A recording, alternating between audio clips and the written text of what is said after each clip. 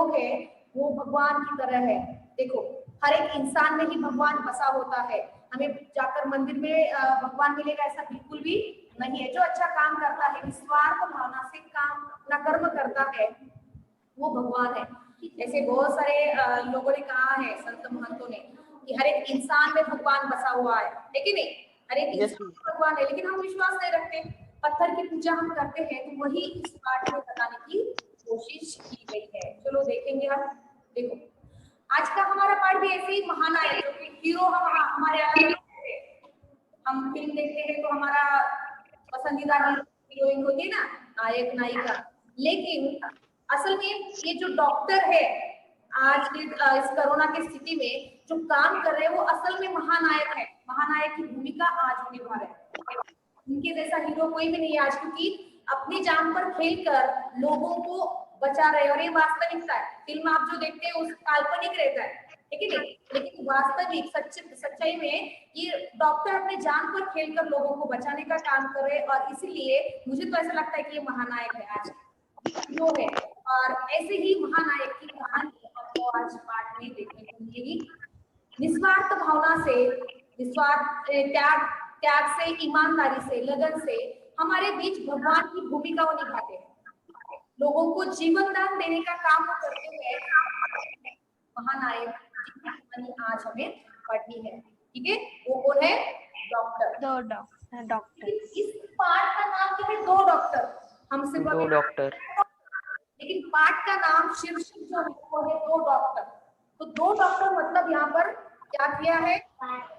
दो डॉक्टर बताए स्थिति शीर्षक के अनुसार इसमें दो डॉक्टर है।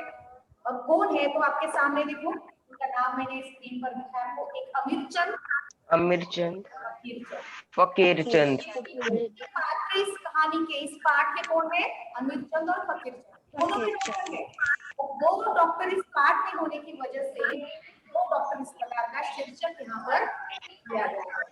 और दोनों की तुलना करते हुए कर्म श्रेष्ठ है या भगवान की भक्ति श्रेष्ठ है या भगवान की भक्ति करनी चाहिए, ये यहाँ पर हमें बताया गया है। और अंत में देखेंगे हम क्या बताया गया इस पाठ में।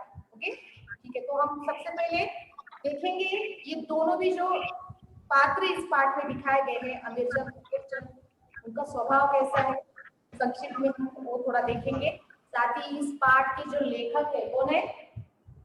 सुदर्शन। सुदर्शन के बारे में भी हमें जानना है।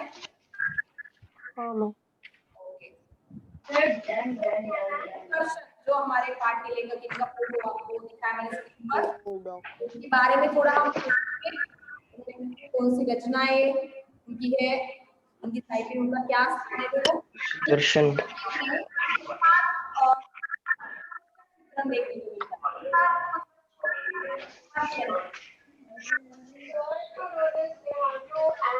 कौन बताएगा क्या?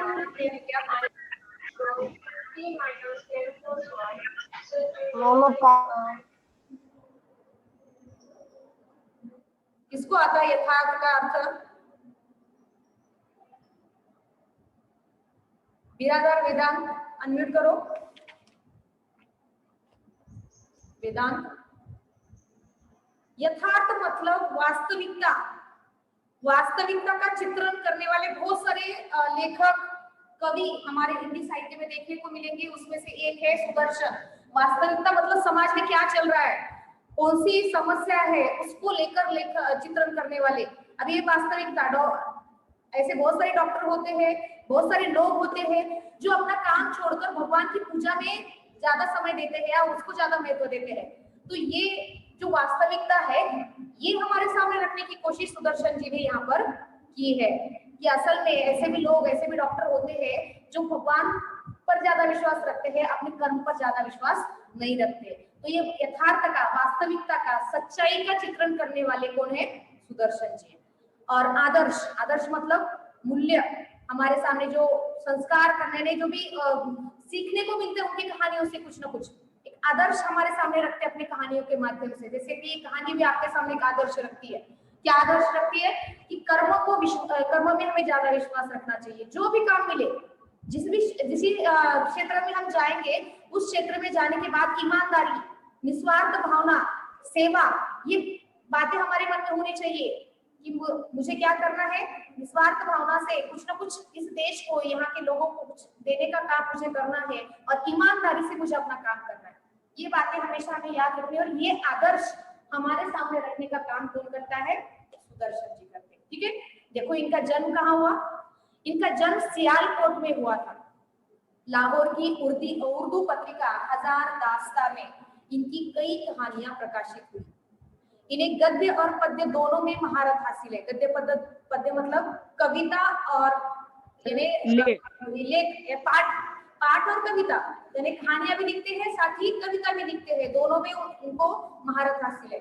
यानी कुछ लोग रहते हैं, कुछ लेखक रहते हैं कि जो सिर्फ कहानियां लिखते हैं, उपन्यास लिखते हैं, निबंध लिखते हैं, लेकिन वो पद्य नहीं लिख सकते, मतलब कविता नहीं लिखते। लेकिन ये लेखक सुदर्शन जी दोनों में माहिर थे, कविता भी लिखते थे और कहानियां भी लिखते थे। और इस तरह से एक बहुत ही प्रसिद्ध लेखक है ये।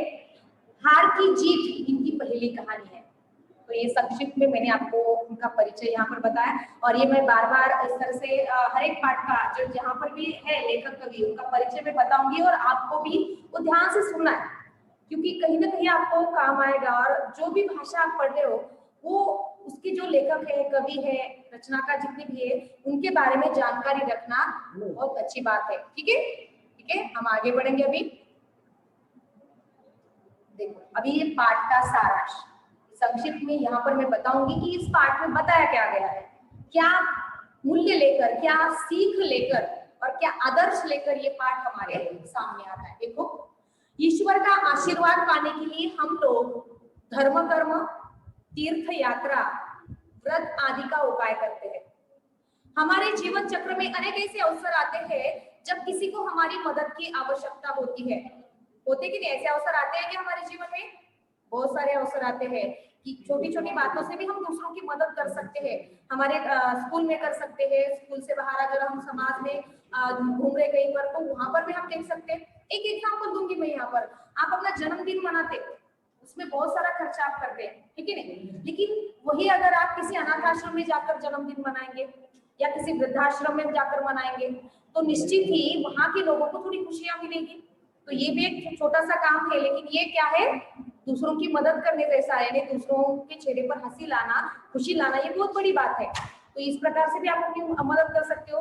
गरीबों जो भी आप यहाँ पर जो जन्मदिन के अवसर पर जो कुछ भी देते हो वो अगर आप वहां पर अनाथ आश्रम में जाकर दोगे या गरीब बच्चों के बीच में अगर अपना जन्मदिन मनाओगे तो निश्चित ही ये भी उनको एक मदद होगी, क्योंकि उन बच्चों को जो आप बहुत सारी चीजें आपको नसीब होती है वो उनको नहीं मिलती है। किताबें, नोटबुक, पेंसिल, पेन, ये उनको नहीं मिलता है। हमारे जमाने में हमें भी नहीं मिलता था ये आसानी से, लेकिन आपको मिल रहा है। आप बहुत अच्छे स्कूल में पढ़ रहे हैं, सब कुछ मिल रहा है आपको, लेकिन समाज में आज भी ऐसे बहुत सारे बच्चे हैं जो इन अवसरों में ये सब कुछ सुविधाएं उनको मिलती नहीं है। तो उनकी भी मदद कर सकते हैं आप। जो खर्चा आप दूसरी जगह पे यानी जन्मदिन के अवसर पर कर रहे हैं तो वो अगर गरीबों में अगर बांटते हो तो ये छोटी सी मदद होगी।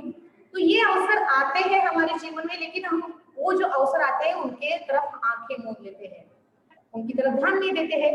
तो यही ये पाठ में, इस पाठ में बताने की कोशिश की है कि हम ईश्वर भक्ति को अहमियत देते हुए नाटकीय जीवन जीते हैं। नाटकीय मतलब सच में अगर हमें कुछ लगता है इस देश में रहने वाले लोगों के प्रति, गरीबों के प्रति, तो हम उनकी मदद करते हैं, लेकिन ऐसा नहीं करते। हम क्या करते हैं, जो भी हमारे दोस्त है उनको बुलाकर इतना होटल या कहीं पर भी बहुत सारा पैसा खर्च करके जन्मदिन मनाते, तो ये नाटकीय जीवन है।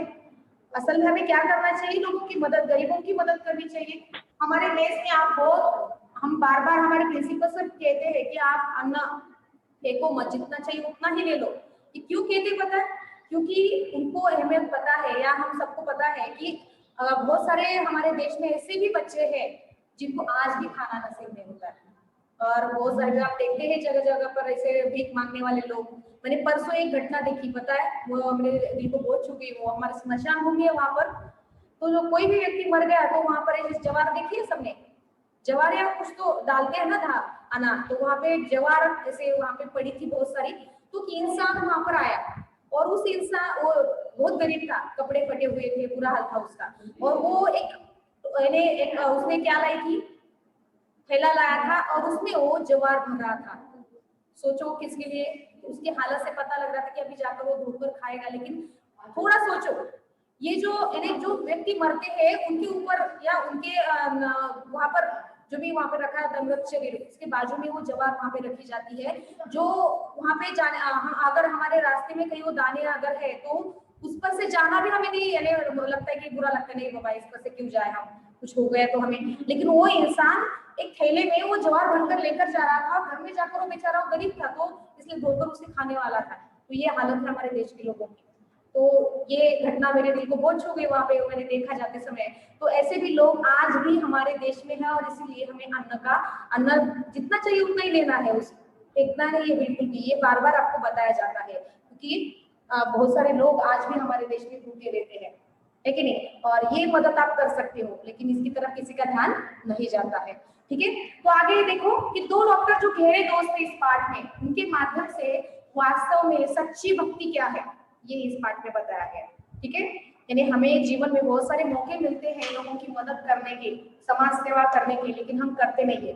लेकिन भगवान की भक्ति बराबर करते हैं, ठीक है नहीं, समय निकाल कर मंदिर में जाना, एग्जाम आए तो उसके पहले तो निश्चित ही जाते हैं हम, ठीक है, 10th में अगर है आप, 12th में है तो निश्चित जाएंगे आप, लेकिन वहीं पर हम गरीबों के लिए समय नहीं निकालते, किसी की मदद के लिए वहां पे समय नहीं निकालते। तो ये इस पाठ में बताया गया है कि हमें अपना कर्म ठीक से निभाना चाहिए, ईमानदारी से अपना काम करना चाहिए। अगर ऐसा हर कोई व्यक्ति करेगा तो निश्चित ही मानव सेवा होगी, और यही असल में भक्ति है, यही बताने की कोशिश इस पाठ में की गई है।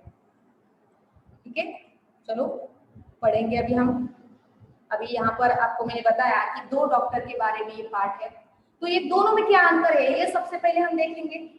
ठीक है, पाठ पढ़ना शुरू करेंगे हम, टेक्स्ट बुक खोलिए सबने। इस पाठ के शुरुआत में ही सुदर्शन जी ने जो दो डॉक्टर ये शीर्षक है उसके अनुसार इन दोनों डॉक्टरों के स्वभाव में क्या अंतर है ये बताने की कोशिश इस पाठ में की है। तो सबसे पहले मुझे पढ़ना है अनुच्छेद, लेकिन मैं नहीं पढ़ूंगी, आप में से कोई तो पढ़ेगा, फिर मैं उसके बारे में बताऊंगी। कौन पढ़ेगा? हाथ ऊपर करो जिसको पढ़ना है। आयुष बड़े हो के अपनी आवाज में। अर्जुन पाटिल अनम्यूट करो बेटा। यस मैम, किया मैम। आपको पढ़ना है अभी पहला पैराग्राफ से, ठीक है? Yes ma'am. दो डॉक्टर थे, दोनों एक ही कॉलेज में पढ़ते थे। अब दोनों की एक ही बाजार में अभ्यास करते थे, मगर फिर भी उनमें जमीन आसमान का फर्क था। एक का नाम फकीरचंद था, दूसरे का नाम अमीरचंद था। एक पुरानी लकीर के फकीर थे तो दूसरे पूरे आजादी ख्याल के थे, मगर फिर भी दोनों एक दूसरे के घनिष्ठ मित्र थे। आग पानी का ऐसा मेल संसार ने कम देखा होगा। ओके ठीक है। मैम आगे भी पढ़ना है? नहीं नहीं नहीं, रुको रुको रुको। देखो उसने बहुत अच्छा पढ़ा, फिर भी थोड़ी प्रैक्टिस करो बेटा आप, और रोज थोड़ा थोड़ा पढ़ने की। ओके, हाँ देखो ये शुरुआत में ही सुदर्शन जी ने दोनों डॉक्टर के बारे में हमें बताया है। कौन से दो डॉक्टर है, कौन से दो मुख्य पात्र है इसमें? तो पहला है फकीरचंद और दूसरा है आमिरचंद। फकीरचंद जो भगवान पर विश्वास रखने वाले डॉक्टर थे, भगवान पर विश्वास रखने वाले, ठीक है, सगुण भक्ति निर्गुण भक्ति पता है ना, या भगवान पर विश्वास रखने वाले को क्या कहते हैं पता है? और भगवान पर विश्वास ना रखने वाले को क्या कहते हैं पता है? मैम पिछले साल भक्ति के पद नाम का एक ये था, उसमें था सगुण निर्गुण। वो एक मूर्ति पर विश्वास रखते हैं और एक मतलब मूर्ति पर नहीं रखते, ऐसे ही मतलब।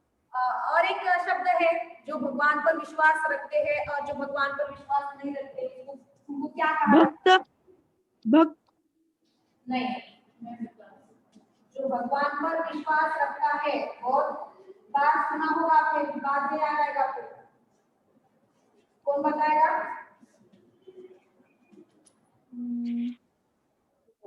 बहुत सारे बच्चों ने हाथ ऊपर किया है।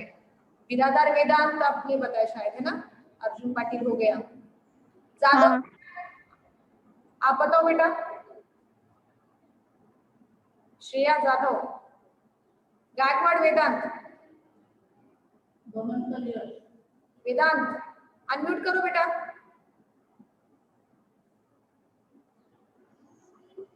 आवाज नहीं आ रही है क्या मेरी? हाँ मैम। हाँ बोलो, जिनको आता है। जो भगवान पर विश्वास रखता है उसे क्या कहते हैं? आस्तिक। आस्तिक, वेरी गुड। और जो भगवान पर विश्वास नहीं रखता वो नास्तिक। नास्तिक। ये शब्द चाहिए था मुझे, आस्तिक और नास्तिक। ठीक है, तो ये फकीरचंद किसमें आएंगे अभी? आस्तिक। आस्तिक। हाँ, भगवान पर विश्वास रखने वाले आस्तिक थे। कौन? फकीरचंद। डॉक्टर है, साइंस बहुत पढ़ा है, फिर भी वो भगवान पर विश्वास रखने वाले थे। मूर्ति पूजा में ज्यादा उनका विश्वास था और पुराने ख्यालात के थे। पुराने ख्यालात मतलब जो भी मैंने कल आपको कविता पढ़ाई कि बहुत सारे रीति परंपरा हमारे जो रहती है उनका हम पालन करते हैं, अच्छी बात है। लेकिन जो रीति रिवाज हमारे प्रगति में बाधक है, ऐसे रीति रिवाजों को हमें क्या करना चाहिए? हमारे देश में जो बाधक है देश की प्रगति में, उन रीति रिवाजों को हमें त्यागना चाहिए। ये मैंने कल कविता में बताया।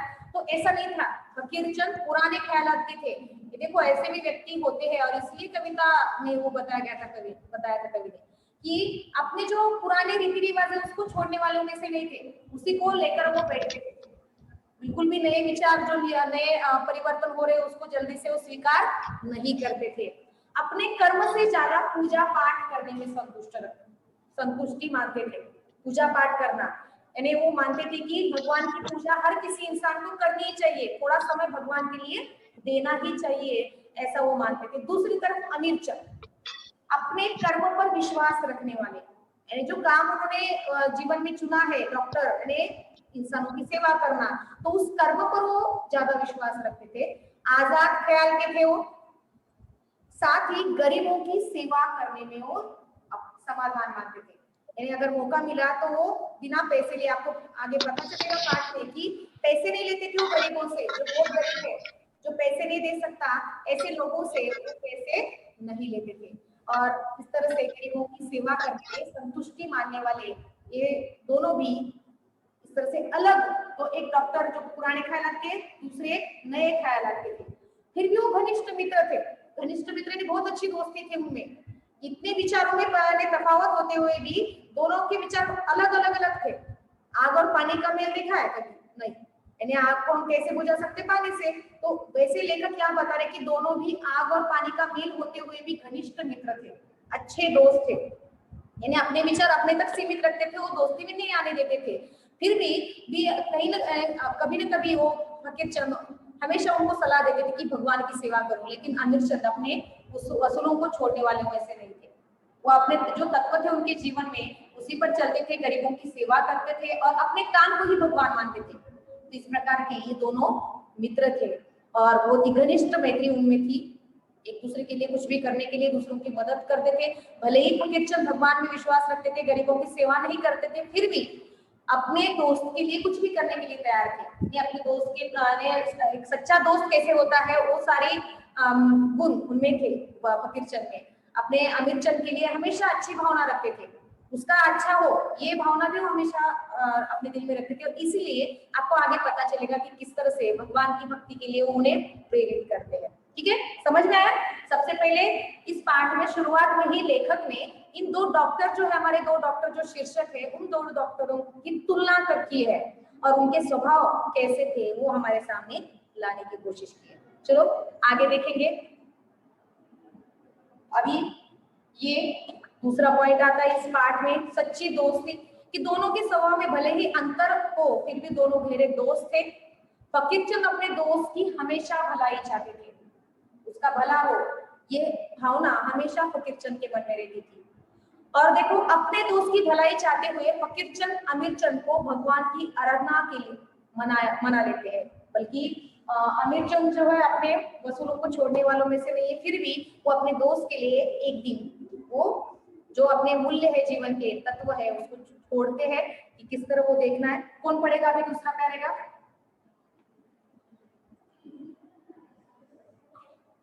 लक्ष्य शेट्टी पढ़ो बेटा। Yes ma'am.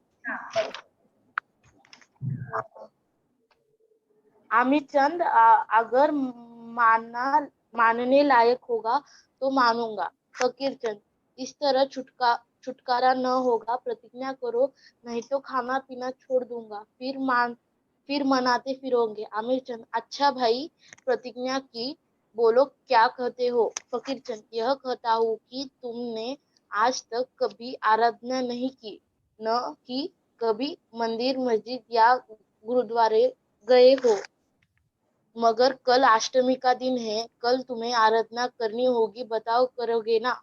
आमिरचंद, आप मेरे बेटा रुको जरा, देखो कि यहाँ पर फकीर चंद कहते हैं अपने दोस्त से कि मुझे तुमसे एक वादा लेना है। कि फकीर चंद कहते हैं कि अगर एक मिनट, आवाज बहुत आ रही है आपकी, कैसे म्यूट करती हूँ। अमित चंद से फकीर चंद कहते हैं कि मुझे तुमसे वादा लेना है, लेकिन वो अमित चंद कहते हैं कि अगर मैं कर सकता हूँ तो मैं पहले वादा करूंगा, पहले वादा नहीं करूंगा, क्योंकि जो बात तुम मुझसे कह रहे हो मैं कर सकता हूँ कि नहीं पता नहीं। तो फिर वहां पे अमित चंद कहते हैं कि कर सकते हो तुम, लेकिन मुझे तुम्हें वादा करना है, तो बताओ पहले बात कौन सी है। तो वहां पे अमित चंद फकीर चंद कहते हैं कि मैं यह कहता हूँ कि तुमने आज तक कभी आराधना नहीं की, न ही कभी मंदिर मस्जिद या गुरुद्वारे गए हो, यानी आज तक अमित चंद कभी भी भगवान की मंदिर में गए नहीं, पूजा नहीं की उन्होंने, इतने नास्तिक थे वो, हमेशा अपने कर्मों को ही पूजा भगवान मानने वालों में से थे। और इसीलिए फकीर चंद के मन में कहीं ना कहीं ये बात थी कि जो इंसान अपने जीवन में भगवान की पूजा नहीं करता, भगवान पर श्रद्धा नहीं रखता, उसका भला नहीं होता, और वो अपने दोस्त की भलाई चाहते, इसलिए वो अपने दोस्त को मनवा लेते हैं, इसके लिए भगवान की पूजा करने के लिए। तो कल क्या है, जन्माष्टमी है, तो उस दिन तुम्हें क्या करना होगा, व्रत करना होगा, भगवान की पूजा करनी होगी। अगर ये तुमने किया तो निश्चित ही तुम्हारा जीवन सुखमय होगा। ऐसी एक भावना उनके मन में, फकीर चंद के मन में, इतनी श्रद्धा रखते हो भगवान पर, और इसीलिए अपने दोस्त से वो वादा करवाते हैं कि तुम भगवान की पूजा करोगे। देखो, इन्हें आजाद ख्याल के होने के बावजूद भी आमिर चंद ना चाहते हुए अपने मित्र की बात टाल नहीं सकते। तो ये एक सच्ची दोस्ती उनमें देखने को मिलती है कि अगर वो दोस्त ने यानी अपने तत्वों को, अपने मूल्यों को कोई भी नहीं छोड़ता किसी के लिए, लेकिन यहाँ पर अमित चंद अपने दोस्त को एक अच्छा सच्चा दोस्त मानते हैं, और वो इतना गहरा है और अच्छी भावना है उसके मन में कि उसकी भलाई हो, यही भावना वहां पे फकीर चंद रख रहे हैं। इसीलिए अमित चंद अपने दोस्त की बात मान जाते हैं, जबकि उन्होंने आज तक जीवन में भगवान की भक्ति नहीं की है, फिर भी अपने दोस्त के लिए मान जाते हैं। इस तरह से आग और पानी का मेल होते हुए भी इन दोनों में गहरी दोस्ती देखने को मिलती है। देखो, यानी अपने दोस्त को नाराज नहीं करना उनको बिल्कुल भी, और इसीलिए जो आज तक उन्होंने नहीं किया, घर में भी बोलते होंगे, उनकी माँ बताती होगी, उनकी बीवी कहती होगी, लेकिन कभी नहीं सुना, लेकिन अपने दोस्त की बात को मान जाते हैं और वो व्रत रखने के लिए तैयार हो जाते हैं। चलो आगे देखेंगे क्या होता है, सच में ही आमिर चंद ये वादा पूरा करते हैं कि नहीं, हम कल देखेंगे। ठीक है।